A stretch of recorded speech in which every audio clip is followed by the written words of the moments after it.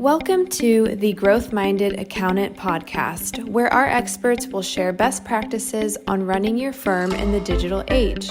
This podcast is brought to you by CountingWorks Pro. Let's get started. So welcome back to another episode of the Growth Minded Accountant, the show where we help firms scale smarter, build more profitable practices, and stay one step ahead of the curve.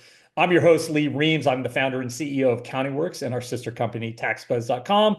And today we're going to dive into what happens after you hit that first million in revenue. If you were with us last week, we talked about going from that 150, 250 up to a million. Wonderful information. It's a little over 50 minutes long. Well worth it if you're a solopreneur trying to get to that million number. But let's be honest.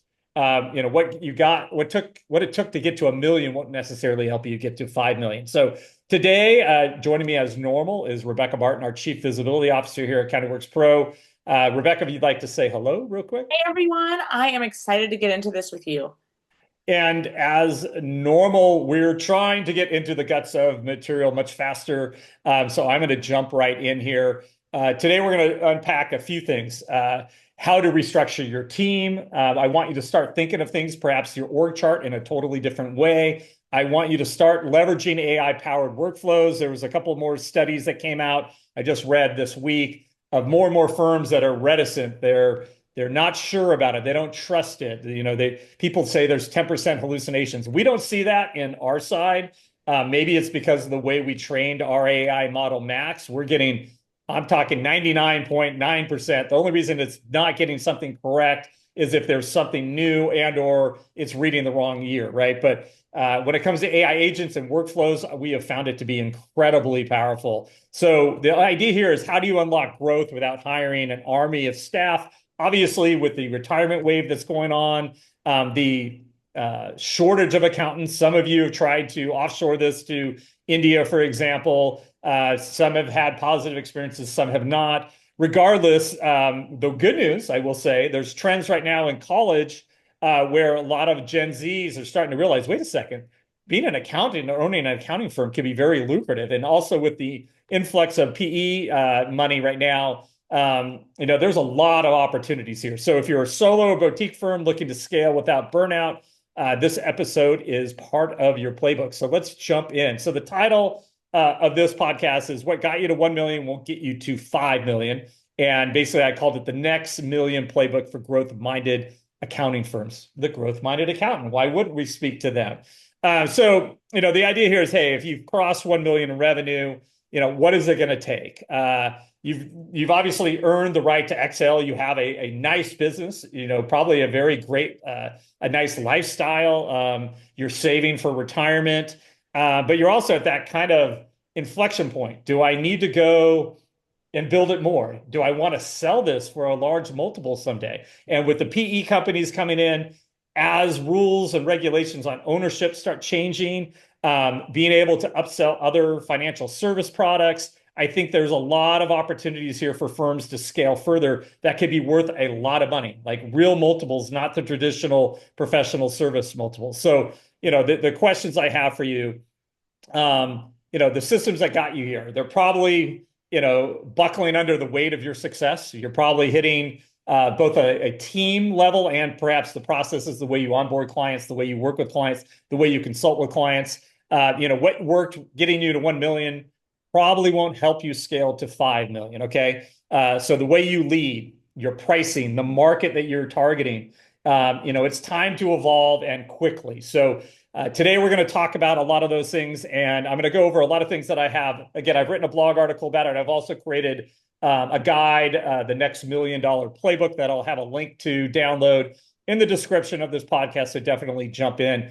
I'm also going to talk about a second article that I've written called Rethinking Your Firm's Org Chart, Why Pods, Not Pyramids, Will Power the Future of Accounting. And we're going to go into that briefly. I don't want to that could be a podcast in itself, and we might do that later on.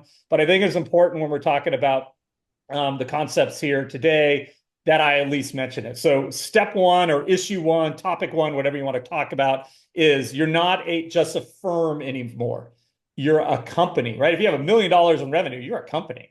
There's real concerns, there's liability, there's a lot of things you need to manage So you need to start acting like one. So the reality here is you need to ask yourself a few questions, okay? And this is mostly to the founder. If you now have one or two partners, you guys could sit down and really think about this. But who owns the marketing? Who owns your sales? Who's dealing with your onboarding? Who's managing your staff? Who's helping build the pipeline, right? So as a solopreneur, you were probably doing all of these things, as you grew to your $1 million and you started realizing, well, wait a second here, I'm going to stop my growth if I rely on myself to do everything else. So the saying is, are you still playing quarterback and wide receiver at the same time? And the answer is you probably are doing all the above. So if every decision still routes through you, growth will hit a ceiling, right? And burnout will start hitting. So it's time to start hiring a full-time staff and start looking at how an org chart might come together. And one of the ways I like people to think about is start thinking of the leaders, the experts, you built the firm, but instead of being still in production as much as you were before, I want you to start thinking about being that client relationship layer. You're the person who's going to manage the relationships. You're the one that comes in when needed to add some extra advice. But if you start reorganizing in a certain way, and now we're going to talk about the pods versus pyramids, I think you're going to find yourself to be much more efficient and have the ability to scale. So this is my belief, and this is based on my experiences working with lots and lots of CPA firms. I've seen some of the best of the best. And the reality, some of the key people in those firms barely work. They are impossible to get a hold of, but they have earned the respect over years and decades. They've become thought leaders. They've become kind of legends, and they are that relationship layer. So you trust that when you hire that firm, you're really hiring their reputation. So it enables them now to kind of backfill the team and how that pod look goes, right? So what I like to say is the old way is breaking. You walk into most accounting firms now, you see the same thing, a traditional top-heavy org chart where partners make rain, managers chase deadlines, and staff grind through production. It's outdated, it's inefficient, it's broken, especially in a world right now, which I mentioned. Talent is scarce. Clients expect more than just compliance or tax prep, right? And guess what? AI can outpace a junior associate, at their job. It's crazy, but that's the truth, right? So this old model breeds burnout, bottlenecks, and missed opportunities. It's more reactive to clients, right? It's not strategic. It doesn't scale without sacrificing sanity. So I believe there is a better way, and I call it the pod firm model. And I'm going to kind of explain to you what that is. It's a blueprint for building a modern, scalable, and satisfying, hopefully, accounting practice. So what's wrong with the pyramid? The traditional pyramid structure assumes knowledge flows top down. Efficiency comes from moving up the ladder. The partner is both the rainmaker and the reviewer, and growth means adding headcount, then hoping for margins, right? It's not as, and each time you hire a big salary, the margins decrease. So it's not very scalable. It means overworked managers. It means burnout partners. It means stagnant staff. Clients waiting for too long for value, right? So what is the pod firm model? You as the founder, the lead CPA, now become a relationship engine. So you're not stuck in the reviews. You're not chasing down K1s. Your job is to manage, let's say, 25 to 50 high-value client relationships. You're there to lead strategy conversations. You're there to upsell advisory opportunities, help package them, and most importantly, maintain trust and long-term retention. That is the key here. So think of it as you are now the knowledge center, the human aspect of the ChatGPT. So all this technology. So you've been trained by decades of experience. You know how to work through almost any problem. You can pass that down now to your team. So let's talk about what a team would look like. I'm calling them pods. We call this agile, just like in software development. You're trying to create your pods the same way. So each pod can include a senior manager, which is really kind of your project manager and your reviewer. It can have 1 to 2 staff accountants for execution. You can have like what I call a client concierge, so someone that helps manage the intake and follow-up process. And then you need to put in an AI assistant. I don't care if it's Max, our tool. integrated with your CRM, but it 10 times, 10x each one of those pod members. And if you're using it correctly, it can also automate the onboarding process. So what do the pods own? They own your onboarding, your document collection, your tax return prep, your bookkeeping workflows, your monthly advisory, and then your recurring Q&A and then client requests. So, if someone's asking questions, you're responsive very quickly. And basically, they're like little units within the firm, okay? This is really important. So what's interesting too is if you create multiple pods, you can now start having pods start being niche focused. So perhaps you have a pod that is just dealing with more high net worth individuals. You know why? Just like in a firm that targets that, one, you can create targeted messaging and now follow it up with the processes in place where this team knows all the answers, all the questions to ask when they're onboarding clients. And let's go, Rebekah, let's pivot a little bit before we're going to talk about this further down the conversation. But from a standpoint of being hyper-focused with your messaging, so when someone comes on board, let's say that team's are high net worth, this other team is they just deal with tech startups. Why is that so important from a marketing standpoint, especially being a successful firm? And how do you do that when you meet with our clients and onboard them? Yeah, it opens up a lot of opportunities for you from a branding and marketing standpoint. So we talk a lot on this podcast about how niching down and niching deep in particular can help you command higher fees. It can help you provide better service, all of the above kind of. So if you have these niche pods, you are truly providing your clients with the best possible service because the people within those pods are really experts within whichever niche they're working on, be it high net worth, tech startups, restaurants, e-commerce. There's a litany of different specializations. And two, as you do your marketing, you can actually segment your emails. You can segment even social posts, social ad campaigns, newsletters, all of these things. So they're targeting that specific pod's clientele. So it's going to give people valuable content that they can actually use. They're going to then be able to turn around, talk to someone who truly is an expert in that area. And then over time, that's going to help you charge more because people are satisfied with their service and they're getting this really valuable advisory piece along with, the compliance and all of the other pieces that the pod is doing. So let's get into a couple things. I'm going to talk about getting the pods to somewhat compete and drive performance. I'm going to do that in a second. But before then, the next step I would do is AI plus a process is our formula equals more output, less burnout. Meaning if I can 10x myself, because now I'm using AI tools to help me get my job done, I'm using AI agents to onboard clients, I'm saving hours, I'm taking friction out of the onboard process for my clients, I am going to be more successful. So what I'm talking about with pods doesn't necessarily mean you're hiring more bodies. You scale by letting AI and processes do the repeatable work. And what are the examples there? Customized intake forms. An example, I have a new dental firm that I'm bringing on, and I'm going to do virtual CFO for them. I would ask Max, can you create a customized intake form for that use case? This firm is doing $2 million in revenue. I want to focus on X, X, and X. What the AI tool will do is build a custom intake form on the fly for you that normally you would be asking these questions perhaps in that first interview. But guess what? The AI has now made it so the client on their time is going to spend some time. They're actually going to prepare for the meeting. You're going to have all that information, and your AI tool, whatever you're using, will also have that information. So now I can prepare. I can prepare on real data. I know exactly what this person's situation is. And now I can ask much more probing questions versus spending the first 15 to 20 minutes kind of going through what I'm going to call elementary things, right? Other processes, proposal, send out a proposal. AI can create it. Stripe, payment is received. It automatically triggers an engagement letter, automatically triggers a task flow, to-do list, maybe assigns things for staff. These are processes that in the old days, you have humans kind of making them. Maybe you have a template, maybe you're saving it as, maybe you're emailing it. It's not all automated. And now I'm talking about saving another 20, 30, 60 minutes per client, right? Take advantage of what AI can do with tax insights, for example.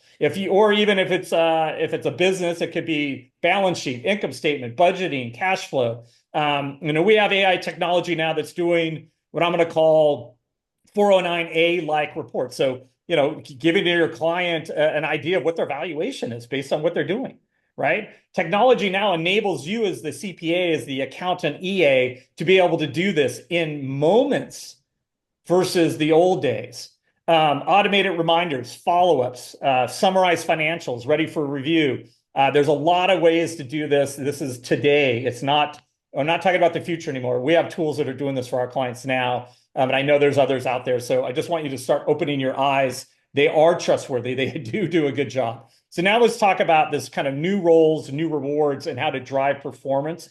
And more importantly, I think purpose, right? So I've already said this. It's not about replacing people. It's about making your best people more valuable and your systems more measurable. So in the pod model, partners are rewarded for client growth, retention. How do you retain more clients, Rebekah? What would be your first thing to say to any firm that starts a marketing plan? What was the number one thing you would do for client retention? Newsletters. Thank you.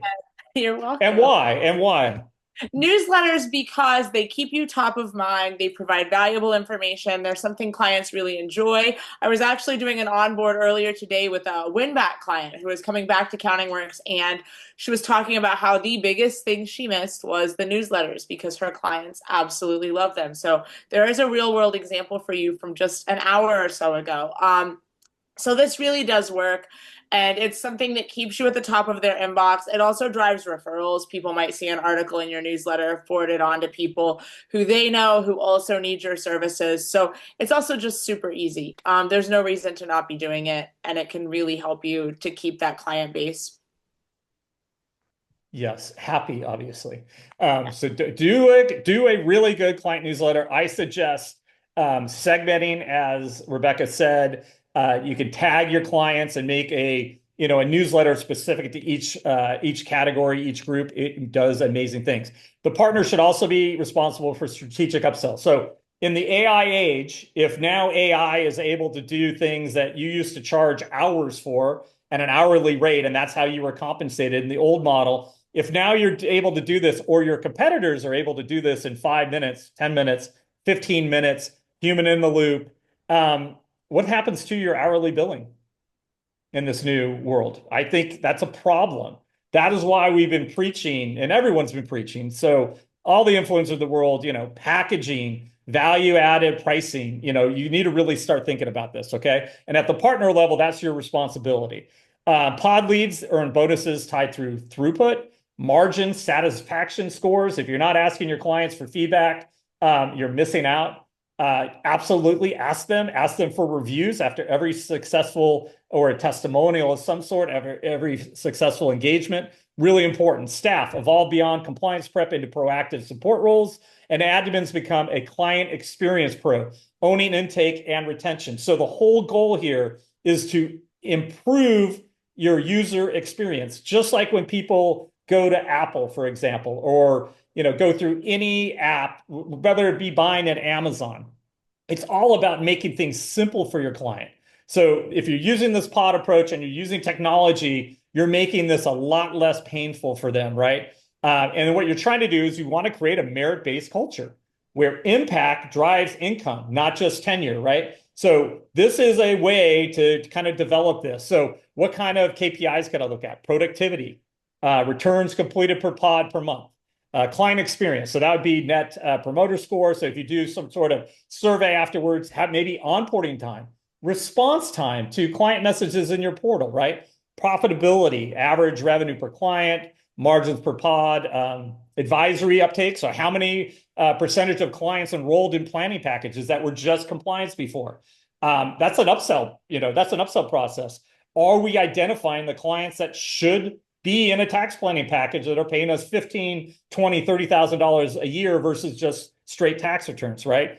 I'd say process excellence, so percentage of tasks completed on time, AI versus human task load. There's a lot of different ways to track this, but what I'm saying to you is client experience equals faster, friendlier, more strategic offerings, okay? And it's going to be really important as you go. And this is built, kind of the framework I just gave you is built for a talent shortage world. Hiring is hard, retaining is harder. This model solves both of them. So I am going to have a download link to kind of my playbook for this, and I will put it on the blog articles, and I also try to put it in the description of the podcast. So under YouTube, if you're watching YouTube or the regular podcast, look in the summary, and I'll try to put both of those there.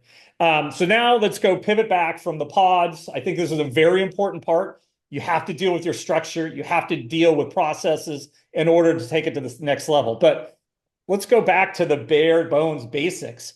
You need to redefine your ideal client, because your old ones might be holding you back. And what do I mean by that? So you grew as a generalist, and you brought on a bunch of clients in the beginning who didn't have budgets, but you're spending a ton of time. They're super needy. Are those going to kill you from scaling, right? Do you have too many low value clients? We all experience it. A lot of times the low value clients are actually the most demanding. It's kind of interesting. It's like, how does that happen? But once you get to $1 million plus, the math starts changing. So you're not necessarily looking for volume, you're looking for margin and longevity. Okay. So, look at your bottom 25% of your clients and ask, are they paying for advisory or just dragging your team through email hell? Meaning they're just a tax return, whether that be a business tax return. I think I read Intuit's now charging like $1,750 for a business tax return, and the average business return is still like $800 for independent professionals. It's like, why? How is that possible? I'm hoping you guys will start, changing that. But the reality is, if you have too many clients just doing compliance work where you only see them one time a year, I'd start working on replacing them over time, either upselling them to advisory or finding new clients that will pay for it. Okay. So are they growing? Are the clients that you have growing? Are they going to grow with you? So if you're targeting business clients, maybe those mom and pop shops that you started with that depended on you and got so much advice for a low price, they're holding you back from growth. Okay. So those would be a couple things. Are they referring high value people to you, or more people like them, which bring on low margin stress? So I think it's important that you create kind of a client fit scorecard. And Rebekah, so in our new onboard process, we'll back up. We're going to get in a little salesy right now, but what we do at CountingWorks Pro is we start with your narrative. Like, what is your story? What is your ideal client? So this could be if you're a solopreneur up to a larger firm, you're already at 1 million. Most firms that come in here do not know how to tell their story. They don't even know what makes them unique. And then when we ask them, it's like pulling teeth sometimes. So I think everyone should go through this exercise where they create a fit scorecard. And Rebekah kind of explained a little bit of the good and the bad of getting these interviews done, and then what we can do with it as far as the end product and why that is important. But rank every client by revenue, ease of use to work with them, strategic value, and more importantly, referral potential. And then you can start pruning. But kind of explain how we do it now. What are the pain points we go through trying to get accountants to see the light and kind of where we're trying to take them? Yeah, so it's been a journey, right? And it's a good journey. We're on a good journey with all of this. But I really, really believe in every industry, tax and accounting included, that telling your story is the thing that will set you apart. This is a hill I will die on. It's something I'm very, very passionate about. I love branding. I love helping people with this. So our new process is basically the idea of the narrative firm, that although on paper, generically, tax and accounting firms might seem similar, that's because you're not telling your story the right way. There are differences. Every firm is unique. I've learned this over years now of working with different accountants and CPAs and enrolled agents and just any tax preparer I've worked with. So where we start is with the basics. What are your main services? What made you get into the tax and accounting industry? Kind of get the wheels turning and get them to see that, like, oh, there are reasons behind this. I didn't, fall into accounting. Most of them didn't fall into accounting by happenstance. Some of them did. And if that's the case, then we try to dig a little deeper. There must be something you like about your job. I told you it's pulling teeth sometimes with accountants. It is. It's like doing root canals. Open up. Like, everyone has stories. Everyone has a hobby. Maybe they support their local charities, whatever it is. Yeah. What we need as storytellers, and then what I'm trying to get to with our clients and what Rebekah's trying to do, is now we can integrate these talking points that when others read about you, they read your bio, they read about your firm, they're going to see a connection. Oh, I know the charity. Oh, they support the local sports teams. I love our community. I would like to support a business that supports our community. And then explain, if you can, after we ask these probing questions. And then right now we're probably 50% are sharing, 50% are like giving us one, yes, no. And it's like, well, we can still run with it and we make it work and we make them unique. But the more you can accomplish it at your own firm, the better. But kind of explain how we take that now and craft your story. Yeah, so what we do is we take the answers to all of these questions and I craft a synopsis. And then me and my team, we use the synopsis to create pages and pages of custom content, including a custom about us, a custom homepage. So your custom service pages that are speaking to your niche. Yesterday, for example, we worked with someone who specializes in breweries, restaurants, and barbershops and got some. Wait, how do you get that combination? So he actually, maybe there's a brewery in the barbershop. Well, he grew up in barbershops. His Okay. mom worked in barbershops, and then to help her make ends meet as a teenager, he worked in restaurants and then got into bartending and breweries. And so those are kind of his trio of passions. But that's the kind of stuff that makes for a great story, right? And so we learned a lot about him, and it was actually a really fun onboard. We're getting some great content for that site. So a lot of times, too, one thing I want to say during this part of the podcast is that things you don't think are relevant could be very relevant. Like Lee, you brought up the charity thing. I always encourage people. That's actually my last question. Your community involvement, your hobbies, any fun facts you want to share before we get off the phone. And one thing I do with that is I start building a linking structure. If it's local charities, I link out to them. So we start to get that linking structure going. So from a technical SEO standpoint, it's helpful. But also, you never know, like you just mentioned, Lee, who that's going to connect with and how that might turn into a client. If you do the walk for a cure or something, maybe someone whose family has been touched by breast cancer will happen upon your site and decide to go with you over someone else purely because you support that charity. So things that aren't necessarily connected to your professional life directly can be very important. So don't be afraid to show personality and put a little bit of who you are and who your firm is onto your site, because that's what kind of makes all the difference. So what we're trying to do is make you unique, tell your story, but what we want is that your client fit scorecard that you just went through, that exercise, we want to be speaking directly to them. So what are their pain points? How am I going to make their financial dreams come true? And as long as you can make that connection, now you're into that next step where you can get bold. You can start raising prices. You can start opening space for this type of client who values your expertise, right? They're looking for someone who's forward thinking, not just doing the hourly commodity, CPA, EA around the block, right? So that's a good exercise, but now that comes into the whole hourly rate issue. Some will still argue with me. I have decided just to be firm with this because I don't get it. If I only can work X number of hours per day and I'm doing an hourly billing, I am limiting unless I am fudging the books, I'm limiting my income. I only have so many staff members, they bill at whatever rates. We're only able to collect as much as the hourly day includes, right? I don't think you're going to do very well going million, 5 million, 10 million with that kind of business model today. And I think that's more true with the new tech-enabled firms you're going to see. So, you're selling a system and an outcome, okay? So you need to stack services, you need to package outcomes, you need to charge like an expert. So what does that mean? Start bundling compliance services into advisory tiers. So that just becomes part of, that used to be your end product, your own product. Now that's just like a freebie inside of it, okay? Layer on recurring revenue bits. So think like a SaaS business, payroll, bill pay, bookkeeping, tax planning, virtual CFO, that each month I know I have revenue coming in. I'm not chasing sales. Each month I got to start over in some respects. What if the economy dumps? Well, some of the recurring revenue people might leave because they might downsize. But if they trust you, at worst, they might have some financial issues. They might downsize packages, but they stay with you, right?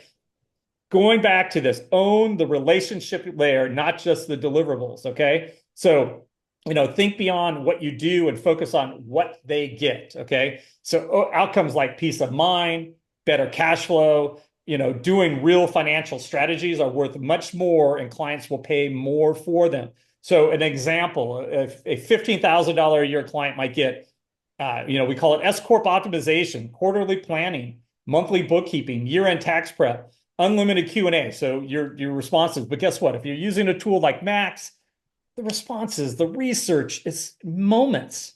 You can scale this. You're not spending, like in the old days, that client may have taken 20, 30 hours a month, maybe, who knows, right? Now with systems in place, with a pod-like format where lower compensated people are doing a lot of the work, they're making sure there's no friction, they're making sure the documents come through. You're now able to create a system. And this is something that is scalable, right? So it's definitely a lot better. And not only that, if it's scalable, like I'm talking about, you're doing processes, it's much more sticky. And that's what I was saying is if you have recurring revenue clients who are paying me a package price, they're not redeciding if they're coming back to you every year. They're just auto-charging the credit card. So unless you're blowing it and you're not doing, your job, you're going to retain that client. Okay. So I think that mindset kind of makes sense. All right, so I'm going to move over, and we've been talking about processes, systems. So what you're going to realize is in order to manage this much work, you need to control what is repeatable, right? And I like to call it boring, repeatable excellence. So what does that mean? A client onboarding flow that never breaks, that you're not one-offing each client. You actually have a process. When a client signs up, what do they do first? They get a proposal. What do they do next? They pay. What do they do next? They get an intake. No, they get an engagement form, right? We read some stats yesterday. I was doing research on this. Not enough of you are using engagement forms. With AI, with eSign, it is so easy. You open yourself up to a lot of issues with clients, liability. All the insurers obviously require them. Use an engagement form. But my point is here, create an onboarding flow that is repeatable. You can even set up, we're working on one now where you can prompt the type of client, and then our AI will say, well, this is the type of onboarding flow you should do. Do you want to do this? Yes, click a button, it will create it. So it will create the proponent, the proposal, the payment, the engagement letter, the intake form. So it's a lot of stuff. It makes sure that the monthly client check-ins happen automatically. You can schedule those, right? And then automatically have staff members reach out. There's systems in place. There's Camden boards you can use. Makes it a lot easier, okay? So scaling isn't necessarily about doing more. It's about doing the same things better. So, use a robust CRM tool. Use a trusted AI tool, whether that be Max or Bloomberg or whoever. Some of these guys are coming out with some great stuff. We obviously have our Client Hub does proposals and recurring payments. Ignition has another one that's good.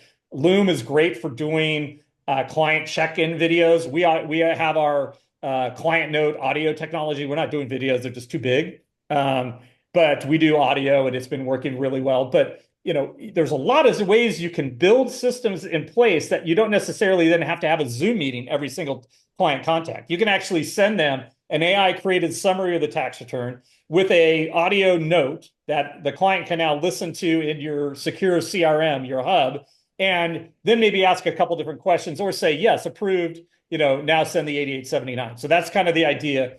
You want to set it up that if you went on vacation for a couple months, really, your systems would still deliver a consistent client experience. That's the bar. You don't want you to be, needed for everything. So that's kind of the system talk. I think it's rather obvious now, but a lot of firms are still stuck in kind of their old ways and are not really, they're reticent or they look at it as risky to go out and do stuff, but the time is now. So whatever tech stack you use, definitely look at it. So the next one I think is really important, and this is where we come in as experts, is build your practice as a thought leader. So not as a commoditized vendor. And what do we mean by that? We just don't want to, we want your website and your marketing material to actually qualify your visitors, okay? So you want to go from getting leads to getting the right leads. So Rebekah, I know you're adding some information here. You're editing my document. And I know that, but what I'm saying right now, I think is really important, and kind of explain if you put in, for example, your pricing and you're transparent, or you even say, these are the type of clients we work with, you're letting clients pre-qualify themselves. So by the time they visited your website and read your material, hopefully they've read some of your testimonials, they've seen your 5-star reviews, they've seen your pricing. They're not going to be sitting there, trying to do that research when they're having that onboard or discovery call. They're now saying, which package is right for me? I think I'm this, but what do you think? And then you kind of go with that. But explain how you start doing that with your marketing material, your website, that you are getting the right type of leads. Yeah, so there's kind of two different routes you can go here. You can do the dive, you can dive off a cliff and just change all of your marketing to your specific niche. That is one option. If you've decided I am all in with barbershops, for example, and hair salons, you could swap all the imagery on your website, start doing all of your content directly focused on those people, and just dive in. If you feel like you have a lot of clients in that space already and you have a really solid base to go all in on a niche, you can do that. The other option is to start slowly, to segment your newsletter. Maybe you've realized, okay, I did build this firm as a generalist, but I've realized that, 25% of my clients are in the restaurant industry. You could start building out a segmented restaurant newsletter. You could create a landing page for restaurant owners. You could start creating some lead magnets, start doing some social media advertising, things like that. So there are kind of two different routes you can go here. Most of our clients are not comfortable diving headlong into a niche if they've never done it before. So they kind of do this slower segmentation strategy. But what I have seen is that once they do that, they do really start to attract clients within their desired niche. And then as you get those clients that you want, the clients within your ideal target demographic, you can start pruning, like you were talking about earlier, Lee. Some of those lower paying clients, the people who just don't fit your business model anymore. And that's how you get those repeatable processes that we're talking about, and that firm that really kind of is so smooth that, like a well-oiled machine, it's just going to run itself because you have great processes, you have a great niche audience, you have a demographic that knows what you do, that trusts you, and you have people in place who know those target audiences and are able to help them even in your stead. So how do you do that? You've created your right leads, you've positioned yourself. So now we're talking about building authority. And I'm going to give a couple different examples. And I honestly just used one in my pod firm model. So one of my things is launch a signature advisory program or name your method. So my method is the pod firm model. Come up with something for dental firms on cash flow. Come up with almost a name, a brand around it, a method, and then tell a story about it, right? That's the way you're going to start building authority, that you are the expert in this area. Okay. I'm not just going to a CPA who, yes, I work with dentists. I have 6 dentists that I work with. No, I'm going to the CPA who specializes in dental firms. Okay. Publish niche specific white papers. I'll give an example: tax strategy for physicians exiting private practice. Host webinars on LinkedIn. YouTube is huge, second biggest search engine in the world, obviously. People are getting more and more of their information on X and YouTube now. You know why they're doing that?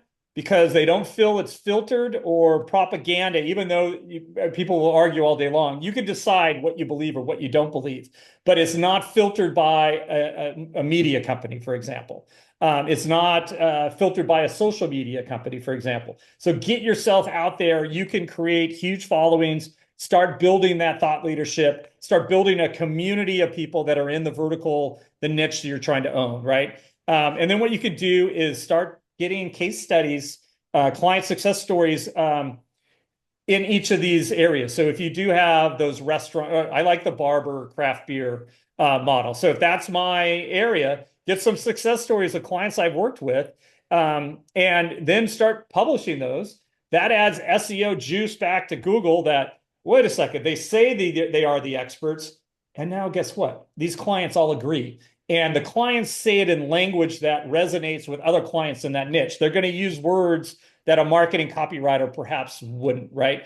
And what you're going to do is, if you build this correctly, you can start building we call it a resource moat. You can create an area where you are page one for search. Search everywhere optimization is what we call it now, but it's not just Google. You could also be the go-to expert for generative AI. If you have that juice and the algorithms look at you as this is the expert in this particular area, when people search that on generative AI, guess who they're going to reference? You. If they go on Google, guess who's page one? You. You can create a content moat. So all your thought leadership articles that are very targeted, not again, a thinly written AI article, right? Something that is going towards your target audience, and it's going to really make it so it's very hard for a new competitor to come in and take space from you, okay? I think the fitness industry does this extremely well. If you want to look at another industry where people have niched in a very effective way and made it very hard for other brands to come in and steal their niche, you look at things like CrossFit, Orange Theory, Bar Method. Fitness places really, really have this down, and fitness brands do a great job of niching and being very successful with only the people they want to target. I think like you look at bar, they don't want everyone. They want people who want to do the bar method.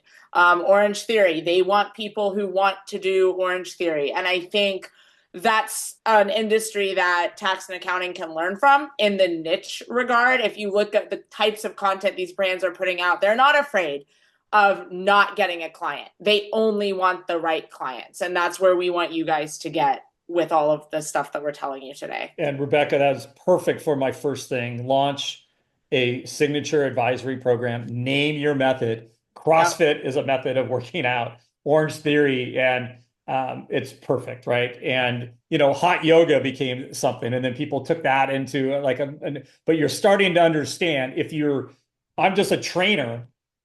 Now you're tens of thousands of trainers versus I'm now Orange Theory.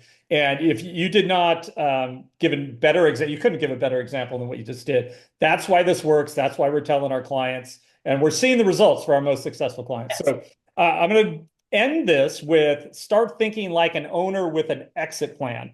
And you're able now, and specifically if you start partnering with some of these family office type arrangements where you're now doing other financial services, maybe you're doing wealth management, maybe you're doing some insurance products.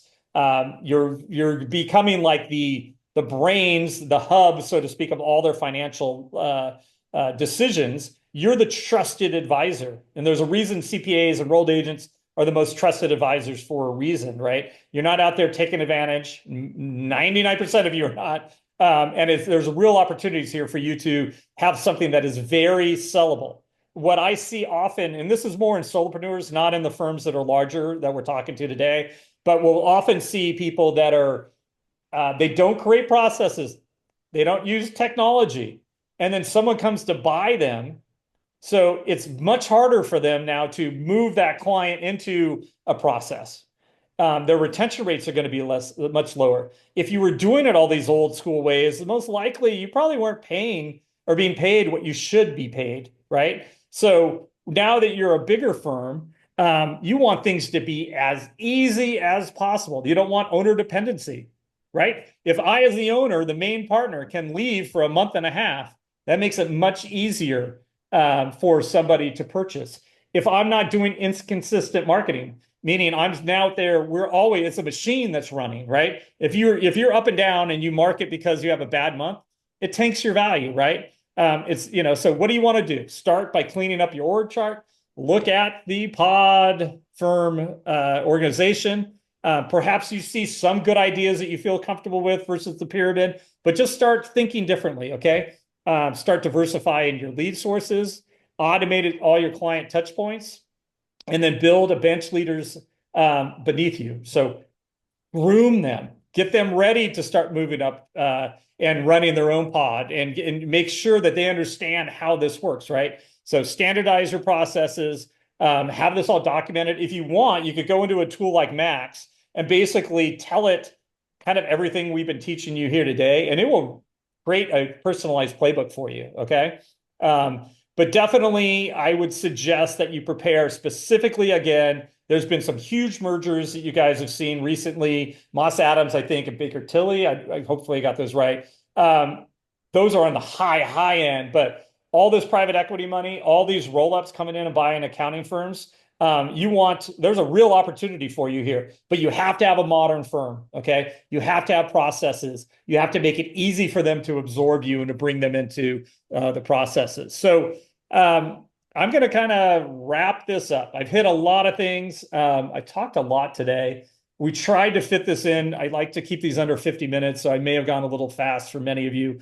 I do have this playbook that will be downloadable, and it will kind of go over a lot of this thing. But, as I say, don't settle for survival. Let's scale with intention. Let's have an actual game plan. A lot of these things we're talking about, we're not taught in accounting school. They're not teaching you how to run a business, how to be the executive. They're teaching you, the actual work. And I think that is a disservice at times. So I definitely feel, think leverage, not labor, think strategy, don't be scrambling. If the practice could work without you, that's a huge sign that you're on the right track, okay? And then most importantly, please start attracting the right kind of clients that will pay for the value that you're delivering. So I can't wait to see you at $5 billion. I hope this was worthwhile. Again, if you're a smaller firm and you got on this, we do have the solopreneur. It's a little easier, not as much org charts and everything else. So definitely worth listening to. That is on our podcast and our YouTube channel at Accounting Works Pro. If you have any questions of anything you heard today, reach out to me on LinkedIn. I'll gladly converse. And also you can send questions to help@accountingworkspro.com if you can't find a download or whatever. But I hope this has been beneficial. We are real excited. We did have a big product launch this week, which is our custom blog automation and newsletter tool, which makes a lot of what we're talking about so easy. We've been playing around with this for about a month in production, sending articles that we're customizing. So every single one of our clients now, grow or hire, basically gets a custom version of our content if we've written it. So we write 15 to 20 articles per month, timely, topical, Trump tax laws, lifestyle issues, a lot of different things. We're now able to personalize those articles to your niche, to your firm, to your locale. And in addition, we're able now to do custom content that also fits in your niche. So what we're doing, we're creating a system that lets you scale, that's automated, and it's consistent. It's a huge deal. So visit accountingworkspro.com if you're interested in our services. We have a lot of exciting podcasts coming up that we're going to go into a lot more things to help your business grow here in the modern age. So I appreciate you hanging with us at the Growth Minded Accountant podcast, and we'll look forward to seeing you soon. Thank you.